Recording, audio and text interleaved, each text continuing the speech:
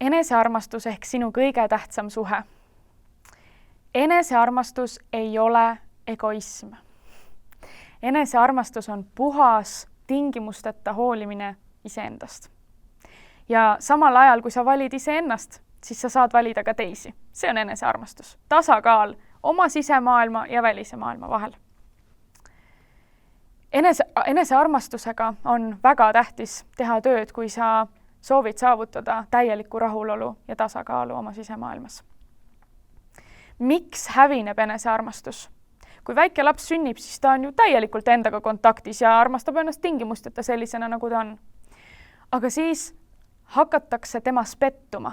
Ümbritsev maailm paneb talle peale igasuguseid ootuseid ja tingimusi, võõraid, standardeid, kriteeriumeid ja see väike laps kogeb kogu aeg, et ma olen vale, ma ei ole piisav.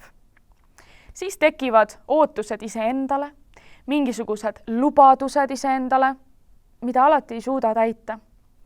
Ja enesearmastuse peamine purunemine toimubki siis, kui me reedame iseennast, kui me murrame mingeid endale antud lubadusi.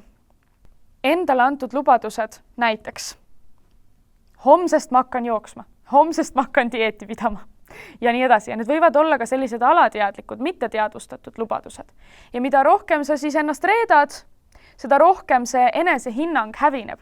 Ja lõpuks sinus ongi uskumus, et ma ei ole midagi väärt, ma ei saa hakkama, ma ei saa ennast usaldada, ma ei saa endale toetuda. Ja nii läheb. Ja kuidas siis enesearmastust taastada?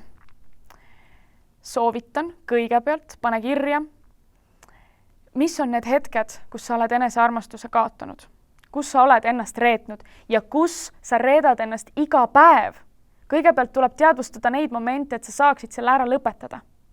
Ja seejärel järgmine harjutus, anna endale uued lubadused. Ja iga päev täida üks väike lubadus, see ei pea esialgu väga suur olema. Lähed step by step väiksematest suuremateni. Täida üks väike lubadus iga päev ja sellega sa treenid oma keha ja aju ringi endasse teisiti suhtuma. Sa näitad endale, et jaa, ma olen endale olemas. Ma valin ennast, ma ei reeda enam ennast, ma pean seda lubadust, mis ma olen endale andnud. Ja niimoodi sa taastad enesearmastuse vundamendi.